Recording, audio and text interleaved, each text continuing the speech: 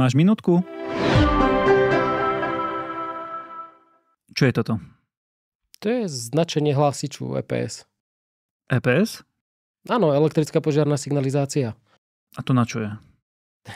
EPS je automatické zariadenie, ktoré slúži na to, že lokalizuje alebo detekuje vzniknutý požiar v objekte, v priestore, bez toho, aby o ňom si fyzicky ty vedel alebo ho spozoroval. Čiže pomáha nám so zistením požiaru, tiež s vyhlásením požiarneho poplachu a tým pádom skracuje čas potrebný na evakuáciu ľudí z ohrozeného priestoru. A kde sa s EPS-kou môžeme stretnúť?